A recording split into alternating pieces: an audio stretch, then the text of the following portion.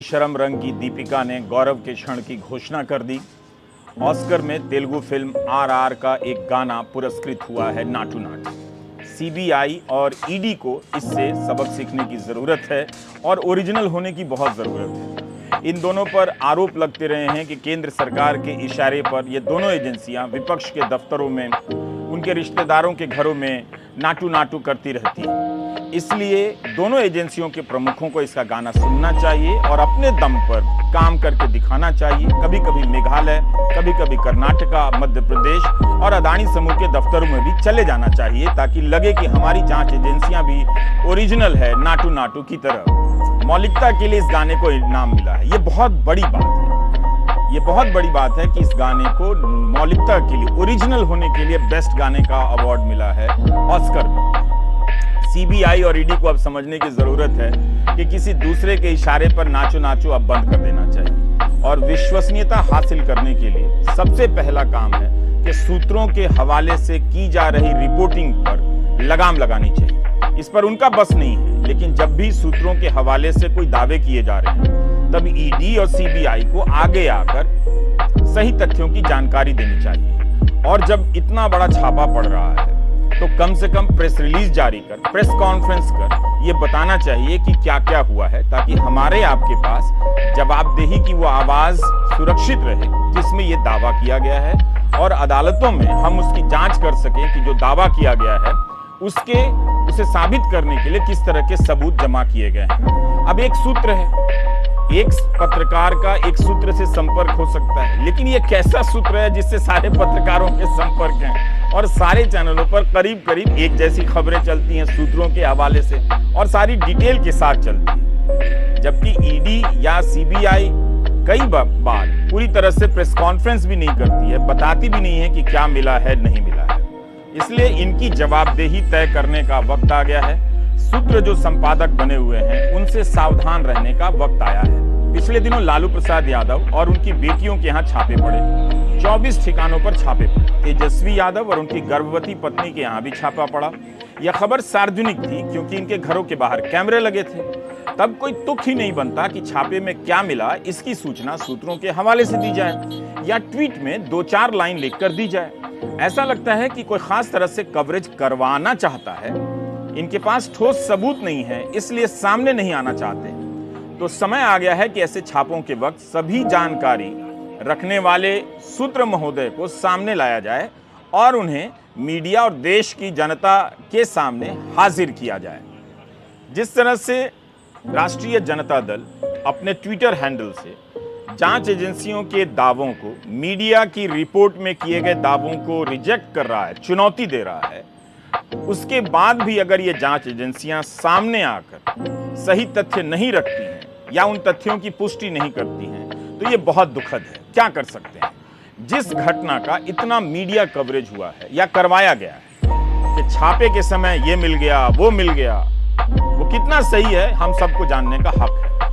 अदालतों में ये मामला बहुत लंबा चलता है, कई साल लग जाते हैं। जिस मामले में छापे पड़े हैं वो मामला खुद 2017 में प्रकाश में आया था और अभी तक छापे वगैरह वगैरह में ही सारी बातें और खबरों में ही सारी बातें घूम रही हैं। 11 मार्च की शाम ईडी ने ट्वीट किया कि जमीन के बदले नौकरी घोटाले के संदर्भ में 24 ठिकानों पर छापे मारे गए हैं। 1 करोड़ की राशि मिली है, $1900 की विदेशी मुद्रा मिली है, 540 ग्राम सोने का सिक्का मिला है और 1.5 किलो के जेवर मिले हैं। और इन छापों से अवैध तरीके से कमाई गई करीब 600 करोड़ की संपत्ति का अब तक पता चला है।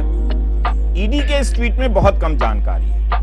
मतलब इस ट्वीट से पता नहीं चलता कि 24 ठिकानों पर छापे पड़े हैं तो 1 करोड़ कैश कहां से मिला, कितना मिला, किस बेटी के घर से कितना मिला और इसका संबंध जमीन के बदले नौकरी घोटाले से कैसे है। 1.5 किलो सोने की ज्वेलरी मिली है, जेवर मिले हैं, 3 बेटियों और एक गर्भवती बहू के यहाँ छापा पड़ा है। तो ये ज्वेलरी, ये जो जेवरात हैं क्या बहुत ज्यादा हैं और ये किसके हैं, किसके कितने हैं? सरकार वैसे हिंदी प्रेम में डूबे होने का दावा करती है, हिंदी खूब बोलती है, लेकिन ईडी ने अपनी ये जानकारी अंग्रेजी में ट्वीट कर दी। ये हिंदी में भी सूचना दी जा सकती थी ताकि अनुवाद में किसी से कोई गलती ना हो। इस बार राजद और तेजस्वी यादव ने ईडी को सार्वजनिक रूप से चुनौती दी है कि जो दावे किए जा रहे हैं उससे संबंधित जो भी पंचनामा बना है उसे सार्वजनिक कीजिए।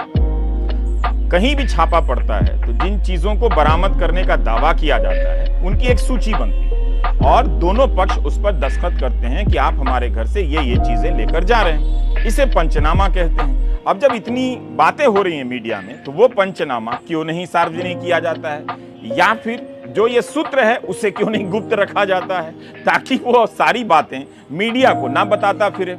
पता तो चले कि ये सूत्र बैठता कहाँ है, ईडी के भीतर बैठता है या किसी और कार्यालय में बैठता है या किसी और के साथ चलता है। ऑल्ट न्यूज के पत्रकार अभिषेक ने ट्वीट कर दिया कि इससे ज्यादा पैसा तो भाजपा सांसद गिरिराज सिंह के घर चोरी करने वाले चोर के पास बरामद हुआ। चोर ने कबूला कि बरामद बैग में पड़ा 1 करोड़ 14 लाख नगद, $600 सोने के आभूषण गिरिराज सिंह के घर से उसने चोरी की, जबकि गिरिराज सिंह ने मात्र 50,000 रुपए चोरी की शिकायत दर्ज कराई। इस ट्वीट को तेजस्वी यादव ने रीट्वीट कर दिया है। कर्नाटका में भी एक बीजेपी के विधायक के बेटे के घर से नोटों के बंडल बरामद हुए। अखबारों में यह तस्वीर छपी।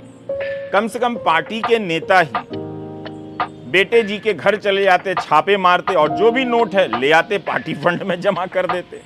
इस पैसे से पार्टी अपने कार्यकर्ताओं को ही कुछ पैसा दे देती, आर्थिक मदद दे देती। बहुत सारे गरीब कार्यकर्ता काम कर रहे होते हैं किसी भी राजनीतिक दल में। लालू यादव की एक बेटी और दामाद सिंगापुर में रहते हैं, तो उस हिसाब से $1900 का मिलना क्या ये बहुत बड़ी राशि है? इसका जवाब तभी मिलेगा जब प्रेस कॉन्फ्रेंस में ईडी या सीबीआई के अधिकारी सामने होंगे और इन तथ्यों पर सवाल पूछे जाएंगे, जवाब आएगा। क्यों ये इतनी बड़ी बात है? क्या ये बहुत बड़ी राशि है $1900 का मिलना? और इसका किस तरह से जमीन के बदले नौकरी घोटाले से संबंधित है? क्या लोग डॉलर में पैसा दे रहे थे, या जो पैसा कथित तौर पर देने का दावा किया जा रहा है उसे डॉलर में बदला जा रहा था? तो कहां से बदला जा रहा था? ये सारे सवाल हैं जिसके जवाब दिए जाने चाहिए। इसके बारे में भी कहीं कोई विस्तृत जानकारी नहीं है। ईडी के ट्वीट को समाचार एजेंसी ANI ट्वीट करती है और उसके ट्वीट को तेजस्वी यादव रीट्वीट करते हैं। लिखते हैं कि भाजपा सरकार द्वारा सूत्रों के हवाले से इधर उधर की भ्रामक अफवाह फैलाने अथवा खबर प्लांट करवाने के बजाय रेड के बाद हस्ताक्षर किए जाने वाले पंचनामे सीजर लिस्ट की सूची ही सार्वजनिक कर देनी चाहिए। अगर हम इसे सार्वजनिक कर देंगे तो इन बेचारे नेताओं की क्या इज्जत रहेगी? सोच लो। ये तेजस्वी लिख रहे हैं आगे कि याद करिए 2017 में भी कथित 8,000 करोड़ का लेन देन, हजारों करोड़ का मॉल, सैकड़ों संपत्तियां। अभी चंद महीने पहले गुरुग्राम में अरबों का व्हाइटलैंड कंपनी का अर्बन क्यूब मॉल भी मिला था। भाजपा ही अब कथित 600 करोड़ का नया हिसाब लाने से पहले अपने सूत्रों को पुराने का तो हिसाब दे देते। राजद ने भी अपने ट्विटर हैंडल से ट्वीट किया है कि बीजेपी वाले अपने कथित फर्जी सूत्रों से सीजर लिस्ट सार्वजनिक नहीं करवाएंगे, क्योंकि ऐसा करने से ये लोग बेनकाब हो जाएंगे। तेजस्वी के इस ट्वीट के बाद अब पंचनामा सार्वजनिक कर देना चाहिए। वैसे ईडी के प्रमुख को सेवा विस्तार मिला है, इसे सुप्रीम कोर्ट में चुनौती दी गई है। कोर्ट में कोर्ट के मित्र ने कहा है कि गैर कानूनी रूप से सेवा विस्तार दिया गया है। अब बहुत जरूरी है कि इस मामले का फैसला जल्दी आ जाए, ताकि हम सब जान सकें कि कोर्ट मित्र ने कोर्ट को जो बताया है वो कितना सही है, ताकि हमारे संदेहों को मजबूती मिले कि जो व्यक्ति शीर्ष पद पर बैठा है क्या वो गैर कानूनी तरीके से सेवा विस्तार लेकर बैठा है, और अगर वो खुद अपने मामले में गैर कानूनी तरीके अपना रहा है या उसे गैर कानूनी तरीके से सेवा विस्तार दिया जा रहा है, तो हम और आप क्यों उम्मीद करें कि इस ईडी ने जो विपक्ष के यहां छापों का दौर शुरू किया है वो सिर्फ और सिर्फ तथ्यों के आधार पर है, उसमें राजनीति नहीं है।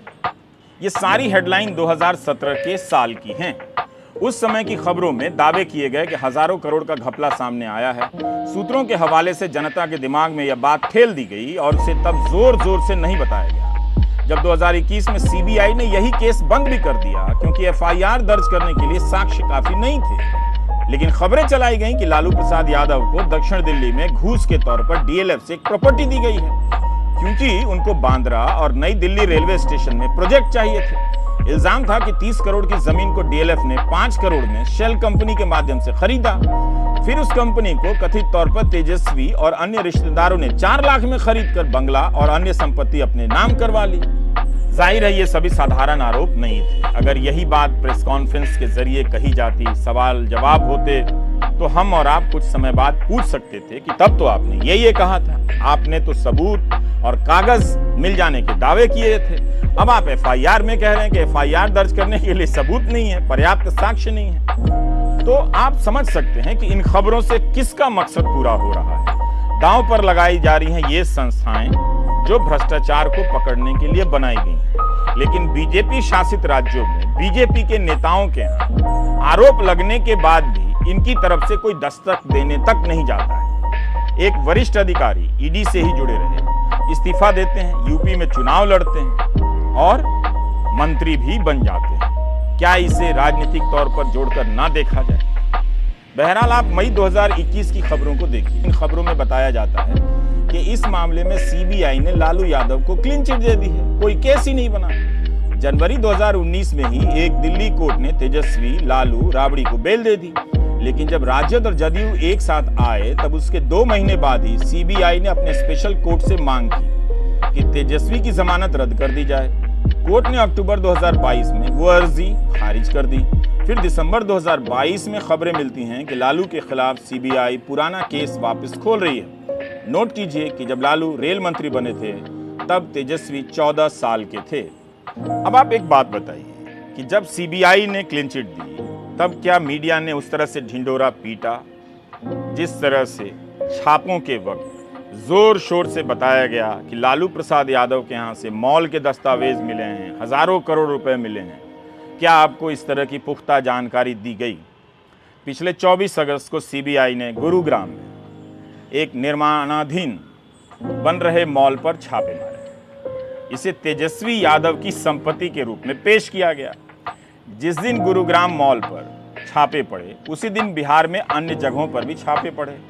24 अगस्त को ही विधानसभा में नीतीश कुमार को विश्वास मत हासिल करना था, जिसमें भाजपा के सदस्य सदन से वॉकआउट कर गए थे। तेजस्वी शुरू से ही मॉल से अपने संबंध को नकारते रहे। 2 दिन बाद इंडियन एक्सप्रेस ने भी सब रिपोर्ट किया कि व्हाइटलैंड कॉरपोरेशन प्राइवेट लिमिटेड ने कहा है कि सीबीआई का दावा जो था वो गलत है। कंपनी ने कहा कि निजी स्वार्थों के चलते कंपनी की साख खराब हो रही है। तेजस्वी अब कहते हैं कि जब माल भाजपाई का निकला तो सब चुप हो गए। क्या ये बात सही है? क्या इसकी जांच नहीं होनी चाहिए? यह तो और भी गंभीर आरोप है। अगर प्रेस कॉन्फ्रेंस हुई होती तो ये सारे सवाल पूछे जाते, और हुई भी होगी तो इनकी रिपोर्टिंग उस तरह से नहीं की गई होगी ताकि आपको सारे सवालों के जवाब मिल जाते। तो पिछले साल 25 अगस्त तेजस्वी यादव कई ट्वीट करते हैं इसी को लेकर, और मैं पढ़ता हूं उसे। 25 अगस्त 2022 को तेजस्वी ट्वीट करते हैं कि जिस कंपनी, मॉल और उसके शेयर्स को गोदी मीडिया के सूत्र मेरा बता रहे हैं वो कंपनी 2021 में बनी। उसके 2 डायरेक्टर हैं जो हरियाणा के हैं। 2 लोगों के पास कंपनी के सारे शेयर हैं। दलाल, बिकाऊ और गंदे सूत्रों के अवलोकनार्थ सारे डॉक्यूमेंट सामने रख रहा हूं। कुछ शर्म बची हो तो खुद को धिक्कार भेजना। 25 अगस्त 2022 को वे ट्वीट करते हैं कि गुरुग्राम के जिस मॉल को गोदी मीडिया के बेगैरत पत्रकार कथित सूत्रों के हवाले से मेरा बता रहे हैं, उन्हें बताना चाहता हूं कि हरियाणा सीएम के साथ साथ बीजेपी के एमपी और गुरुग्राम की बीजेपी की मेयर ने भी उस कंपनी का अनुमोदन किया है। हर प्रोजेक्ट में ये लोग उपस्थित रहते हैं। सीबीआई से इनकी जांच कराओ।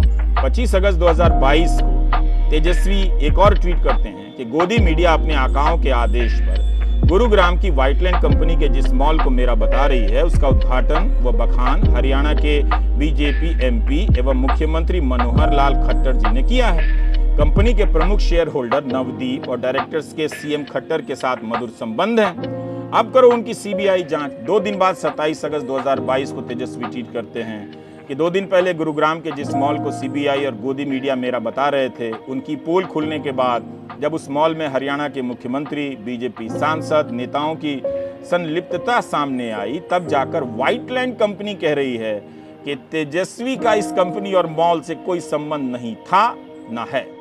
तो राष्ट्रीय जनता दल और विपक्ष के नेता इस तरह के कई उदाहरण देकर आरोप लगा रहे हैं कि ईडी, सीबीआई केवल विपक्षी राज्यों में छापे मारती है और सूत्रों के हवाले से बढ़ा चढ़ाकर दावे किए जाते हैं। भाजपा सरकारों के कई मामले सामने आए, मगर वहां ईडी या सीबीआई हाथ डालने से संकोच करती है। अब अदानी समूह को ही लीजिए, कितने गंभीर आरोप लगे। मॉरिशस में शेल कंपनियों के जरिए निवेश करने के आरोप लगाए। क्या ईडी के प्रमुख साहब जहाज पकड़कर मॉरिशस गए? क्या उनकी टीम मॉरिशस गई पता लगाने के लिए? क्या आप ये सब जानते हैं?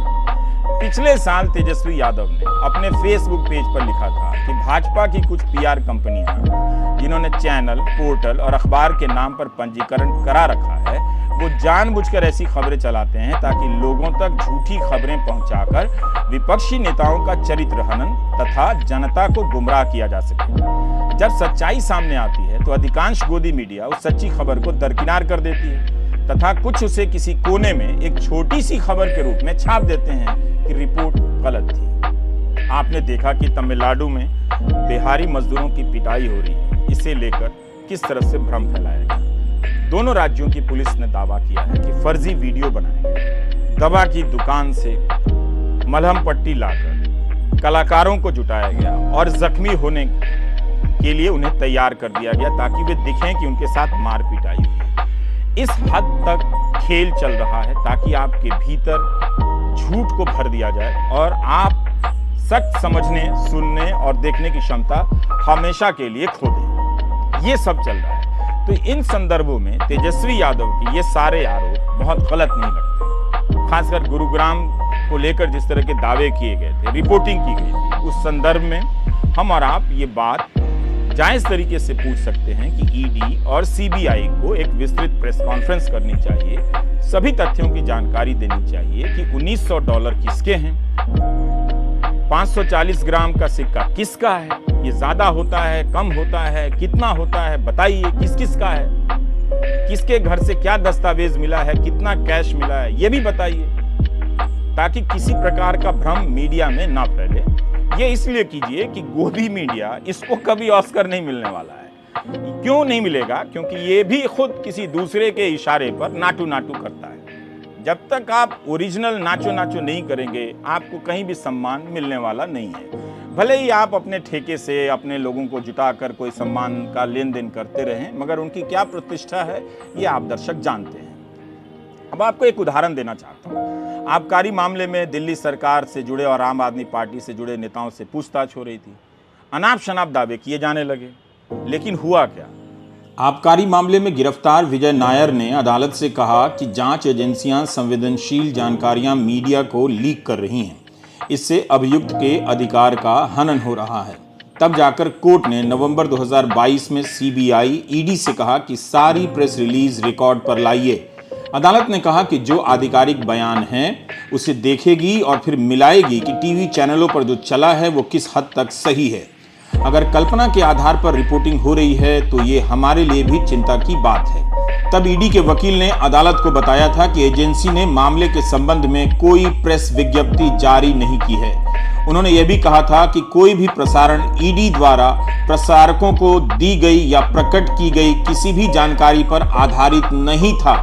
ये सारी जानकारी हमने लाइव लॉ से ली है। जस्टिस यशवंत वर्मा ने कहा कि समाचार चैनलों द्वारा प्रसारित और किसी भी जांच एजेंसियों द्वारा प्रदान की गई जानकारी के बीच कोई संबंध नहीं है। साथ ही रिपब्लिक टीवी, इंडिया टुडे, जी न्यूज और टाइम्स नाउ समेत अन्य चैनलों को नोटिस भी जारी किया गया। जस्टिस वर्मा ने national broadcasting and digital standards authority (NBDSA) को डांट लगाते हुए कहा कि यदि स्वनियमन केवल दिखावा है तो हमें आपको भंग क्यों नहीं करना चाहिए। NBDSA को ये जांच करने और रिकॉर्ड पर रखने का निर्देश भी दिया कि क्या चैनलों की रिपोर्टिंग प्रसारण के संबंध में निर्धारित दिशा निर्देशों के अनुपालन में थी। तो इस आधार पर तेजस्वी का यह सवाल जायज बनता है कि इतने दावे किए जा रहे हैं, इससे बेहतर है कि पंचनामे में जो भी दर्ज किया गया है उसे ही सार्वजनिक कर दिया जाए। तो जांच एजेंसी पर सवाल खड़े हो रहे हैं सीबीआई और ईडी का। अब आप बताइए ना, हम आपको बता दिए 17 में हुआ तब फिर क्या हुआ, अब 5 साल के बाद फिर हो रहा है और सब कुछ हो गया था, क्या हुआ? है नहीं उस समय हुआ था। केसीआर की बेटी कविता को हम क्या बोले, एक आदमी का नाम ले लेंगे तो बिना मतलब बेचारे फिर कई चीज बोलते रहेंगे। अब हम हमारे लिए उचित नहीं है हम उनका नाम ले ले कि उन्हीं से जरा पूछिए कि क्या बात हुई थी, लेकिन हम नाम ले लेंगे बेचारे का। तो ऐसे ही पीछे किए हुए रोज बोलना पड़ता है ना, उन लोगों को रोज बोलना पड़ता है। क्या आप जानते हैं कि 2019 से 2021 के बीच ट्रायल कोर्ट ने 11 बार सुनवाई टाली है लालू यादव के केस में, 11 बार। बेशक हर बार के अलग अलग कारण हो सकते हैं, किसी भी पक्ष की तरफ से हो सकते हैं, लेकिन जब हमने इससे संबंधित छपी हुई खबरों को खंगालना शुरू किया तो कई चीजें मिली जो हम बताना चाहते हैं। अगस्त 2022 की यह खबर मिली, इकोनॉमिक टाइम्स के राघव ओहरी की रिपोर्ट है। इसमें कहा गया है कि सीबीआई चाहती है कि IRCTC होटल स्कैम मामले में तेजी से ट्रायल हो। इस मामले में लालू यादव, राबड़ी देवी, तेजस्वी यादव और अन्य 11 लोगों के नाम सीबीआई की चार्जशीट में दर्ज हैं।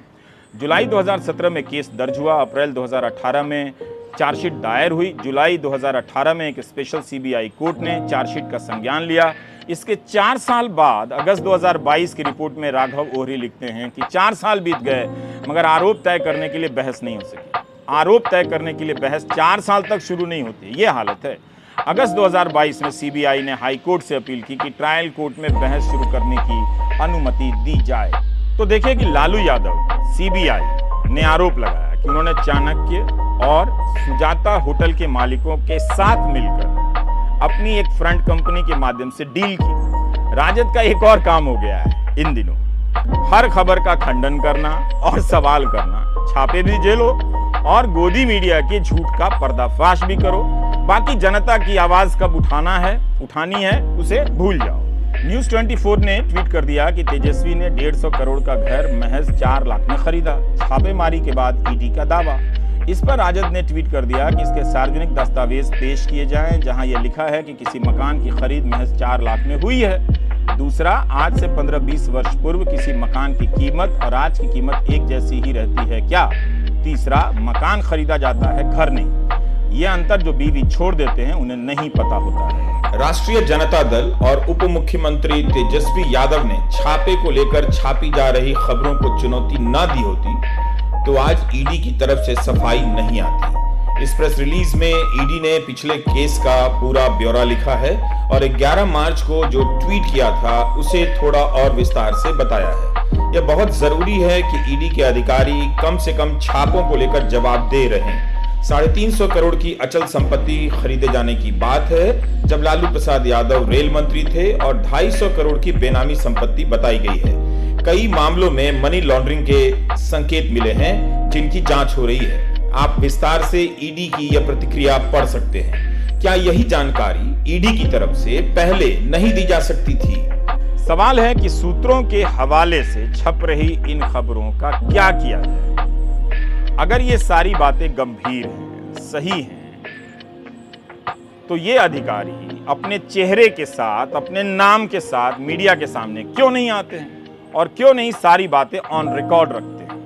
आज कांग्रेस ने कई राज्यों में राजभवन तक मार्च किया है। अदानी समूह पर जो आरोप लगे हैं उनकी जांच की मांग को लेकर। विपक्ष सड़क पर है मगर खबरों में विपक्ष नहीं है। कांग्रेस पूछ रही है कि मोदी सरकार क्यों चुप है। कांग्रेस ने प्रधानमंत्री से 78 सवाल पूछे हैं। हर दिन कांग्रेस सवालों की कड़ी जारी करती है जिसके जवाब तक नहीं आते। जब सरकार से पूछा जाता है तब जवाब नहीं आता। जब विपक्ष से पूछना होता है तो उसके लिए झूठी खबरों का सहारा लिया जाता है। गोदी एंकर गला फाड़कर चिल्लाने लग जाते हैं। अब 12 मार्च की रात ट्विटर पर तेजस्वी यादव के लिए ट्रेंड होता है। दावा होता है कि 80,000 से ज्यादा ट्वीट लगाए गए हैं और हैशटैग का इस्तेमाल किया जाता है तेजस्वी झुकेगा नहीं। पुष्पा झुकेगा नहीं की तर्ज पर तेजस्वी नहीं झुकेगा का हैशटैग चलता है। लेकिन इसके बाद भी एजेंसियों की तरफ से तेजस्वी के सवालों पर जवाब नहीं आता। सूत्रों के हवाले से रिपोर्ट की गई बातों पर एजेंसियां अपना पक्ष नहीं रखती तो कुछ होता नहीं है, केवल ट्रेंड होता है और ट्रेंड गायब हो जाता है। भारत की जनता महंगाई दर से एडजस्ट हो चुकी है। इसे इस बोगी में जैसे तैसे बैठकर सफर करने से भी अब दिक्कत नहीं।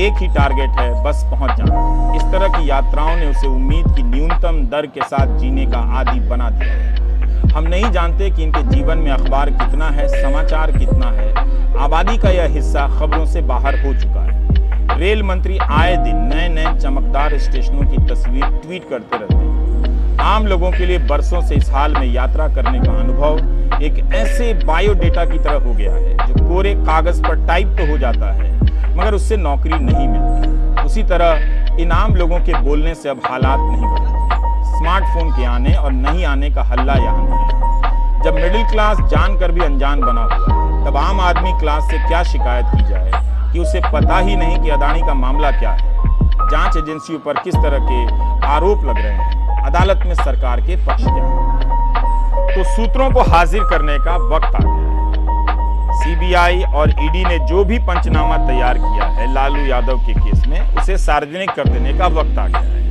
ये सूत्र कहां छिपे हुए, किस मांद में हैं, इन्हें निकालकर एंकरों को हटाकर इन्हें ही बिठा देने का वक्त आ गया है, ताकि जांच एजेंसियां कुछ वक्त पाएं और मध्य प्रदेश चली जाएं, कर्नाटका चली जाएं, मेघालय भी चली जाएं और हिमंता बिस्वा शर्मा के यहां भी चले जाएं जो असम के मुख्यमंत्री हैं। जब वे कांग्रेस में थे तो अमित शाह आरोप लगाते थे कि इन पर लगे सारे भ्रष्टाचारों की जांच होगी। अब ये बीजेपी में है, तो जब कर्नाटका में 40% घूस लेने के लिखित आरोप लगाने के बाद भी ईडी और सीबीआई जांच नहीं कर रही है, तो यहां क्यों जांच करेगी? तो खाली वक्त में ईडी और सीबीआई क्या करेगी? ऐसे तो तनख्वाह नहीं लेगी। इसलिए भी वो विपक्ष के नेताओं के यहां चक्कर लगा रही है और सूत्रों के हवाले से दावे करवा रही है। तो हम इस मोड़ पर आ पहुंचे हैं। यहां से कहां जाएंगे ये आप बेहतर जानते हैं। नमस्कार, मैं रविश कुमार।